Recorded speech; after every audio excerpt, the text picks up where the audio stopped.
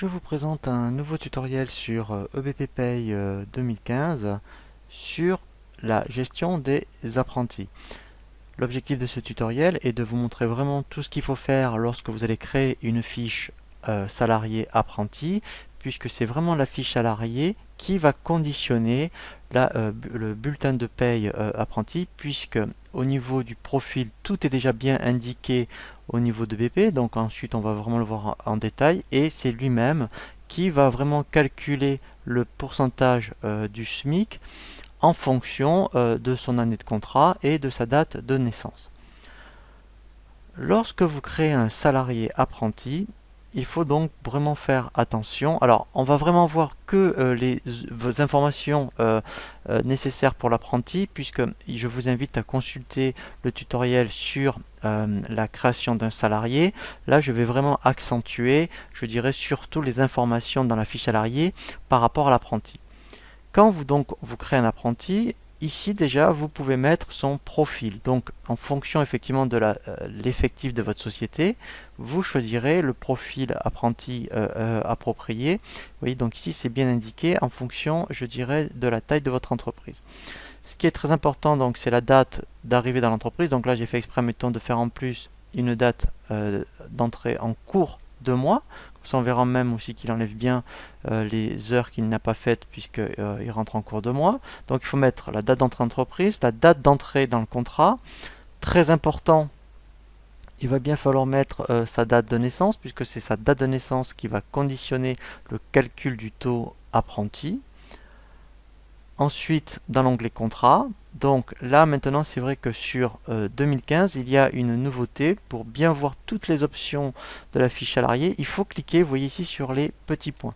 Quand je clique sur le petit point, j'ai vraiment le détail de la zone emploi.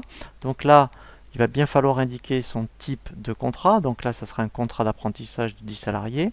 Et ici, voilà, très important, il faut indiquer sa date d'année dans le contrat, s'il est en première, deuxième année. Donc là, en fait, vous rentrez la date à laquelle il commence, voilà, et grâce à ces informations, eh bien, après, effectivement, BP Pay va bien calculer le bulletin de salaire. Bien sûr, dans Paye, vous mettez après son salaire horaire, après tout ce qui concerne le classement conventionnel. Ici, on retrouve bien, vous voyez, le profil. Si vous ne l'avez pas mis ici, vous le remettez à ce niveau-là.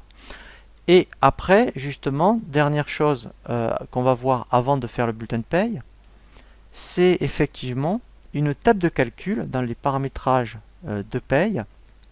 Vous avez ici table de calcul. Et dans les tables de calcul, vous en avez une qui s'appelle donc salaire apprenti. Et en fait, vous voyez, c'est un tableau ce qu'on appelle à double entrée. Ici, donc, c'est en fonction de l'âge. Donc, lui, il sait bien le faire en fonction de la date de naissance. Donc là, vous voyez bien que si entre 16 et 18 ans, par exemple, eh bien, voilà, donc là, il va bien aller chercher son âge. Et en fonction de l'âge et ici de son année de contrat, ici, vous aurez bien le tableau des pourcentages. Si éventuellement, ça peut arriver hein, que ces taux ne soient pas les mêmes par rapport à votre apprenti, et bien ici, il suffira de les modifier.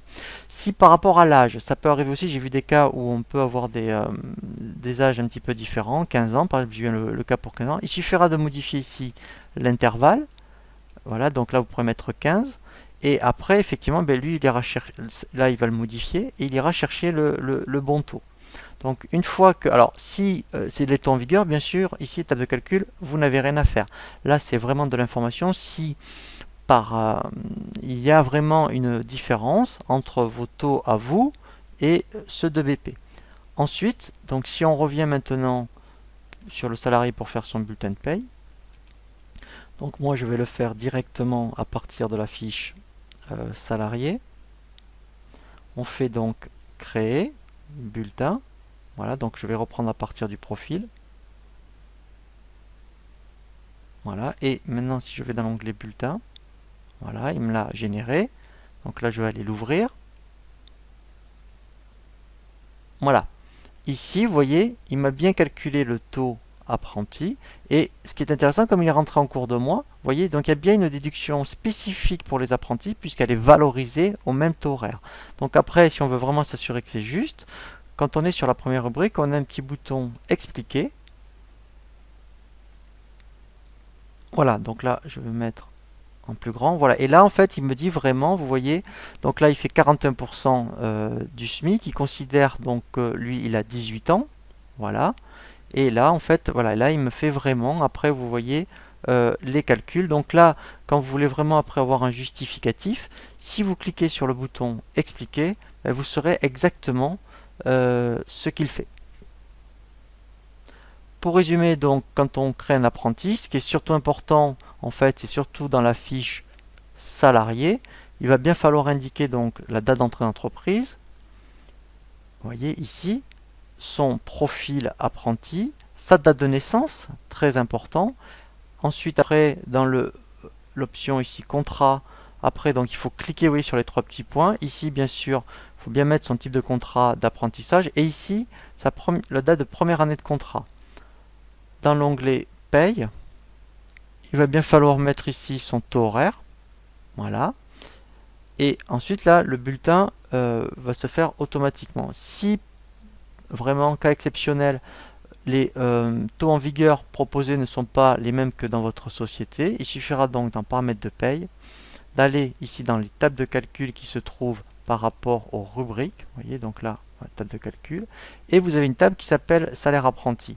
Et là, vous modifiez soit l'âge, soit éventuellement après ici, les taux, voyez, si par rapport à votre convention collective, pourquoi pas, ils sont différents.